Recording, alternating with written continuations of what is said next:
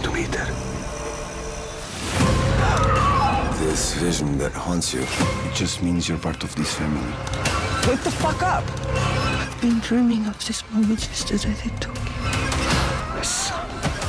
Do you see a vision from the past?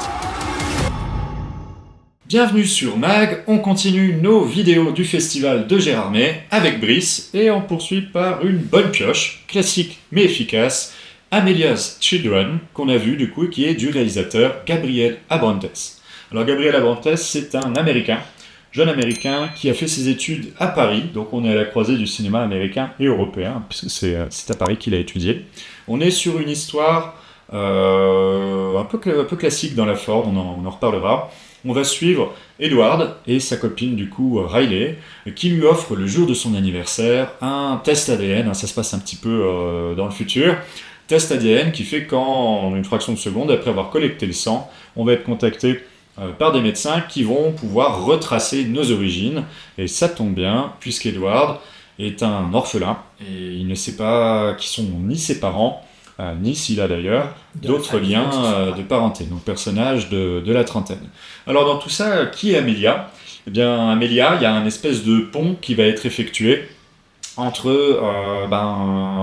le Portugal et les États-Unis, puisque il va du coup rejoindre un frère qu'il découvre au Portugal, dans une bâtisse grande demeure, limite un château, un manoir, carrément, et où il va découvrir tout un tas de choses petit à petit, on ne révéleront pas tout.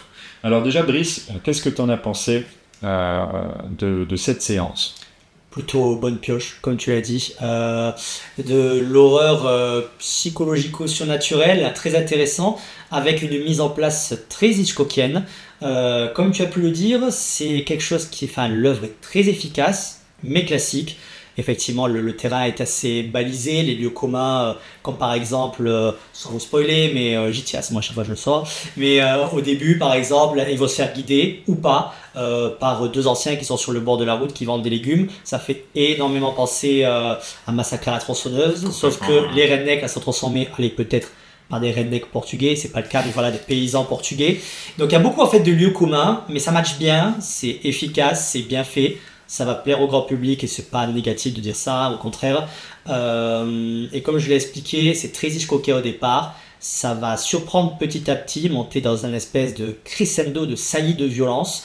Parce que dans cette maison, qui au début paraît être un paradis, mais qui en fait va vite se transformer en un enfer comme tant d'autres, il faut se dire qu'on est vraiment dans un chaudron de malaise dans la dernière demi-heure qui fonctionne très très fort. Chaudron de malaise, c'est vrai, parce que moi ce que j'ai apprécié, c'est les relations qui vont se dessiner entre son frère qui l'invite, qui n'arrête pas de l'appeler Brotherhead, qui est hyper insistant, qui est avec des bottes, un pantalon taille basse, le Marcel rentré dans le pantalon. Alors j'ai l'impression de voir un cow-boy portugais. Cow-boy portugais, efféminé en même temps, mais séduisant. Il me rappelle littéralement le personnage qu'on a dans Le Silence des agneaux, qui danse, etc.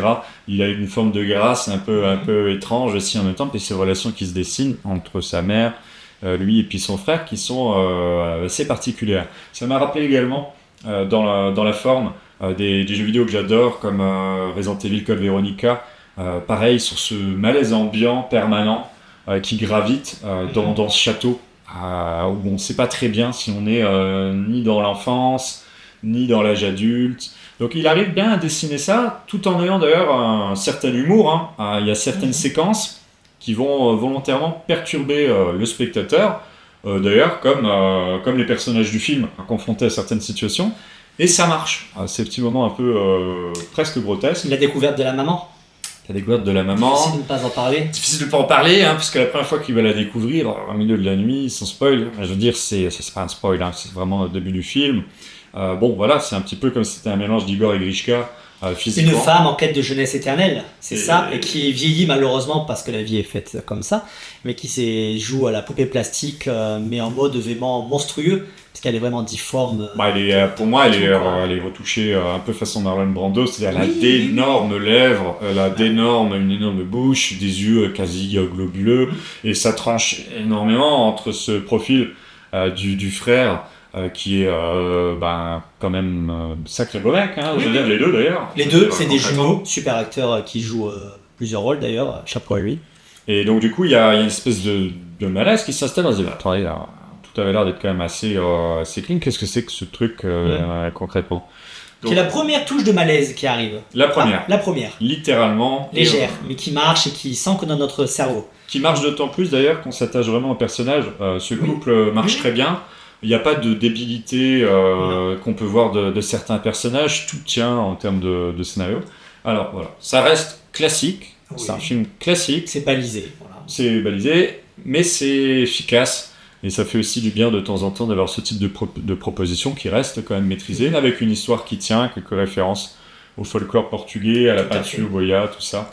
On ne montrera pas. Si vous voulez faire des davantage recherches, dans le mais détail. voilà, ça vous spoilera un peu si vous faites des recherches, donc évitez peut-être si vous connaissez pas le tableau de Goya. Et peut-être dernière chose, pareil, comme le réalisateur a fait ses études quand même à Paris, ça se ressent puisque tout le décorum, la photographie et même la mise en scène est largement plus européenne qu'américaine.